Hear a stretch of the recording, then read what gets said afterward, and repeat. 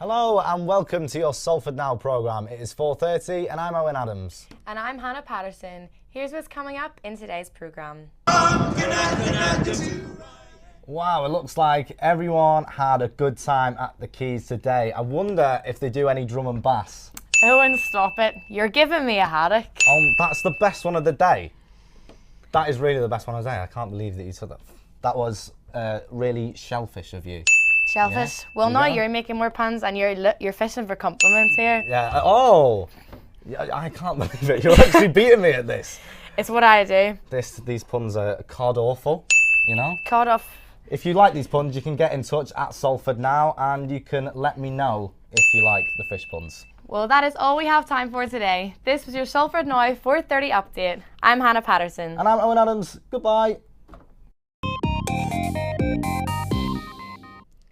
And finally, grab your telescopes and your snacks. Jupiter will be its closest approach to Earth in the previous 59 years this evening, and skies are looking clear. Cheers to Gary from the Salford Astronomical Society for sending in these images of Jupiter. Hannah, are you going to be checking out the real thing tonight? I actually will be. Fun fact about me, I was in the Astronomical Society when I was in high school. You are joking. I've always been a massive fan of planets. Really? Yeah, and Jupiter is my favourite, so I will be bringing my telescope and my snacks tonight. Yeah? What snacks are you going for? So I will be bringing a Milky Way. Milky Way, nice. I'll be bringing some magic stars. I see where you're going with this. Also a Mars bar. You're nailing this. And some galaxy counters. Yeah, I love that. Yeah, and Jupiter is your favourite planet? Jupiter is my favourite planet. Do you have a favourite planet? It's not the one you think it's going to be, but it is actually Venus. And Not the one I is thought. that is also my favourite Bananarama song as well. Are you going to give us a song? I think we'll save it for tomorrow, do you not reckon? Tuesday's show. Tuesday show. Well, Yeah. if you want to come back tomorrow to hear Owen sing some music, make sure you check it in at 4 o'clock. That's all from us today. Join us the same time tomorrow. Goodbye. Now with all the World Cup news, Owen Adams. Hi Owen, how did England get on today? Hi Kai. Well, it is a great start to England's World Cup campaign with a dominant 6-2 win over Iran. The match in the Khalifa International Stadium was the first ever encounter between the two teams and the game did not disappoint.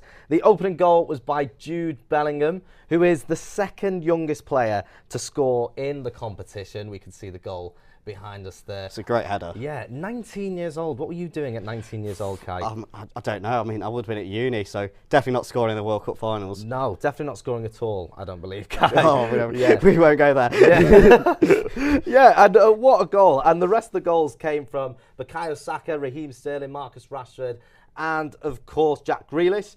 And Southgate really had to prove that he is the man for the job after a really disappointing Nations League run. And it's an exciting start to England's campaign, and fans are very intrigued to see how far England will go in the tournament. And of course our neighbours Wales are on tonight at 7 o'clock with Gareth Bale leading the Dragons. Will you be watching? I will be watching. My dad's Welsh. Oh, is he? So yeah, you've got two sides you can it's a bit support. of competition in the Yeah, house. definitely. So. Yeah, so hopefully they'll win, or it'll be a very, very tough night tonight, I reckon. How far do you reckon England could go this year? I reckon they could go all the way. I really think so. But, you know, you've got the South American teams, Argentina, Brazil. They'll be tough to beat, but we'll just see. Definitely. So Eccles residents were relieved to find out that a suspicious package discovered in Eccles Town Hall was in fact not a bomb. It was a pipe. Megan Bond was at the scene as this morning's events unfolded. I'm going to give you a quick weather update. Well, it's mostly dry this afternoon here in Salford with brighter spells throughout the afternoon. Tonight, though, it's going to be clearing up and expect some spells of showers. So if you are going trick-or-treating, maybe bring an umbrella with you, or maybe just dress as someone that wears a raincoat as a costume, i.e.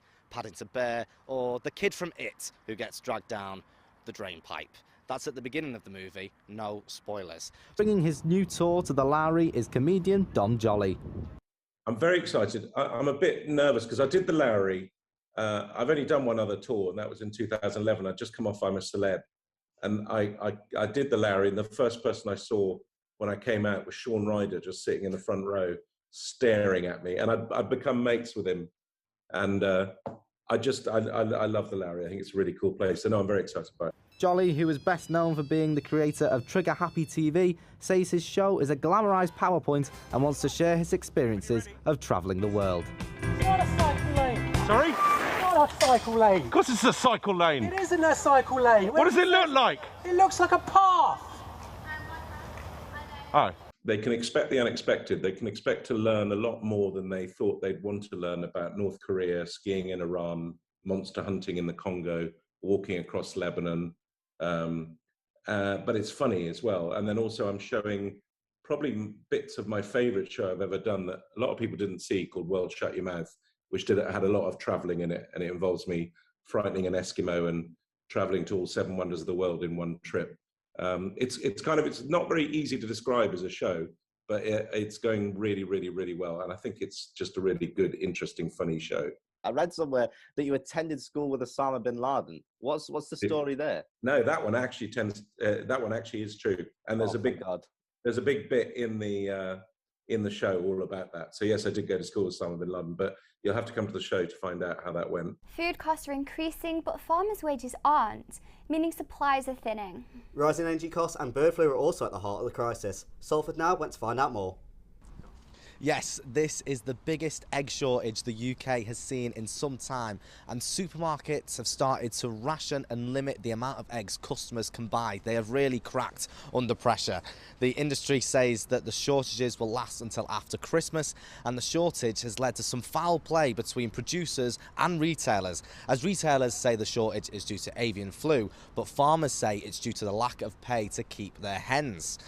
So we caught up with some Salfordians who are scrambled over why the egg shortage is happening. Want to make money out of it, so the prices will go up. Well, I think it's all down to Putin. And we need to sort Putin out, don't we?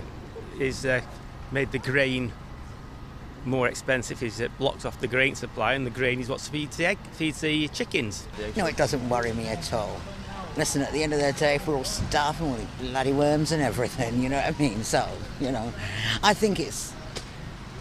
But of course, there's going to be some people who are going to read this on the internet or do something or read it or in a newspaper, and they're going to take it one step too far, and hell and damnation's coming and all the rest of it, so...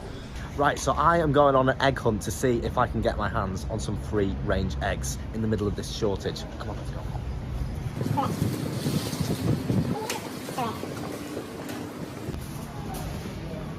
Can't see any eggs so far.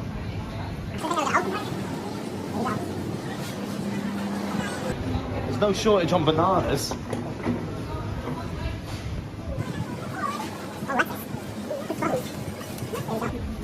We'll get a jog on.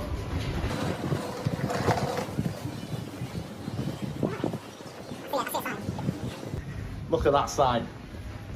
Whoa! Some empty shells. Look at this. The last one. And they're cracked as well. Back to you guys in the studio.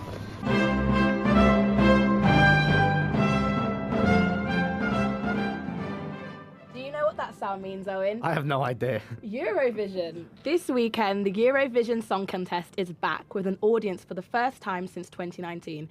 And guess what? They're broadcasting from Salford this year. Are they really? Yep, the BBC is moving its Eurovision broadcasting hub to Salford Quays.